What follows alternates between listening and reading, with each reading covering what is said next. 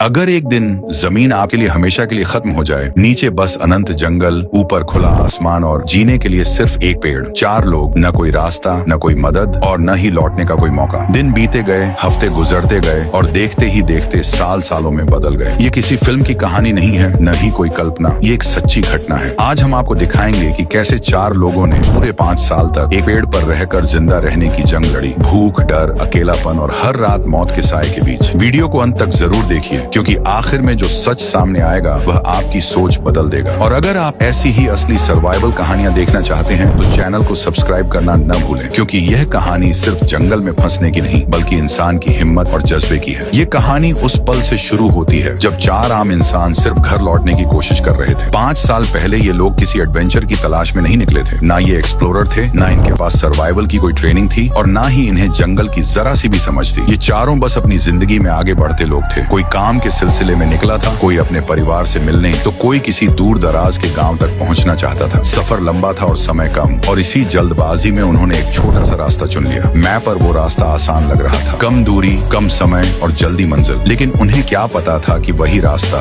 उन्हें दुनिया से पूरी तरह काट देगा। मोबाइल निकाले गए, लेकिन नेटवर्क पहले ही गायब हो चुका था। ना कोई सिग्नल, ना कोई कॉल और ना ही कोई मदद। चारों तरफ नजर दौड़ाई तो सामने सिर्फ अंतहीन घना जंगल था। ऐसा जंगल जहाँ पेड़ों की छत इतनी सघन थी कि सूरज की रोशनी भी जमीन तक पहुंचने से कतराती थी। हवा भारी थी, खामोशी डरावनी और हर सरसराहट अनजान खतरे का एहसास कराती थी। उन्हें लगा कि थोड़ा आगे बढ़ेंगे तो शायद कोई रास्ता मिल जाएगा, कोई गांव दिख जाएगा। लेकिन हर कदम के साथ जंगल और गहरा और रहस्यमयी होता गया। धीरे धीरे उन्हें एहसास हुआ कि वे रास्ता नहीं खोज रहे, बल्कि रास्ता उन्हें अपने अंदर समेटता जा रहा है। और यहीं से शुरू हुई वो कहानी जो पूरे 5 साल तक जिंदगी और मौत के बीच झूलती रही। शुरुआत में उन्हें सच में यकीन था कि ये बस कुछ दिनों की बात है। उन्होंने एक दूसरे को हिम्मत दी, उम्मीद बनाए रखी, लेकिन असली परीक्षा तो अभी शुरू हुई थी। 1-2 दिन में कोई आ जाएगा, यही सोचकर वे रुके रहे। लेकिन जंगल किसी की जल्दी नहीं समझता। दिन बीत गए, कोई नहीं आया और उन्हें समझ आ गया कि वे इंतजार नहीं बल्कि भटक चुके हैं। पहले कुछ दिन जमीन पर गुजरे, लेकिन रातें सबसे खतरनाक थीं। गीली मिट्टी, अजीब आवाजें और हर तरफ खतरा। भूख से ज्यादा मुश्किल पानी था और जमीन पर सोना मतलब जंगली जानवरों का डर। तभी उन्होंने फैसला किया कि जिंदा रहना है तो जमीन से ऊपर जाना होगा। लताओं, लकड़ियों और पत्तों से पेड़ पर एक छोटी झोपड़ी बना ली। वो झोपड़ी सिर्फ आसरा नहीं, उम्मीद थी। वहीं से वे हर दिन गुजारते रहे और देखते ही देखते दिन हफ्तों में, हफ्ते महीनों में बदल गए। अब जंगल उनकी जिंदगी की सबसे बड़ी परीक्षा बन चुका था। समय अब कैलेंडर से नहीं मापा जाता था, ना तारीख याद थी, ना महीना, बस सूरज का उगना और डूबना। जिंदगी संघर्ष नहीं रही, एक आदत बन चुकी थी। भूख पहले उनकी सबसे बड़ी दुश्मन थी। गलत फल खाए, तबीयत बिगड़ी, कमजोरी बढ़ी। लेकिन धीरे धीरे उन्होंने सीख लिया कि क्या सुरक्षित है, क्या खाया जा सकता है। कई बार पूरा दिन सिर्फ एक छोटे से फल पर गुजरता जिसे सब मिलकर बांटते। यहाँ जिंदा रहना मैं नहीं, हम था। पानी ही असली जिंदगी बन गया था। बारिश उम्मीद थी, हर बूंद संभाल कर रखी जाती, यहाँ तक कि सुबह की ओस भी। उन्हें समझ आ गया था कि भूख कुछ दिन सहन हो सकती है, लेकिन प्यास नहीं। और रातें सबसे खौफनाक,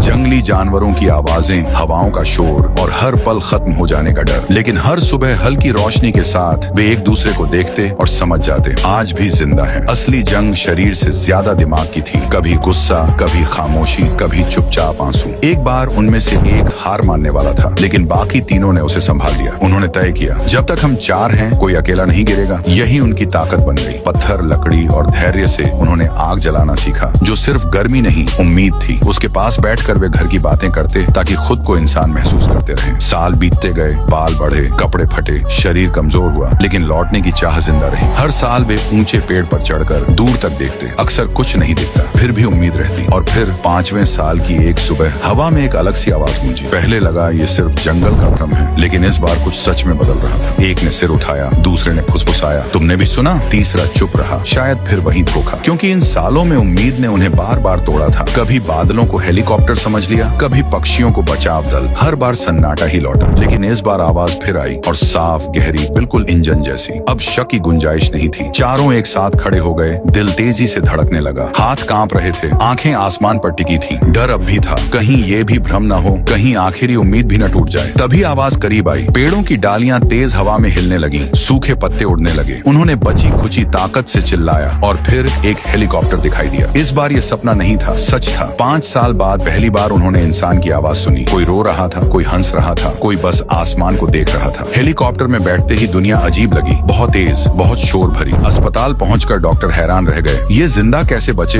ये तो चमत्कार है, लेकिन वे जानते थे ये चमत्कार नहीं था, ये था साथ। जब एक टूटता बाकी संभाल लेते, जब कोई हार मानता कोई उम्मीद जगा देता। भूख ने शरीर तोड़ा पर दोस्ती ने हिम्मत दी, डर आया तो भरोसे ने संभाल लिया। ये सिर्फ जंगल में जिंदा रहने की कहानी नहीं, बल्कि उस जिद की कहानी है जो कहती है जब तक हम साथ हैं हार नहीं मानेंगे।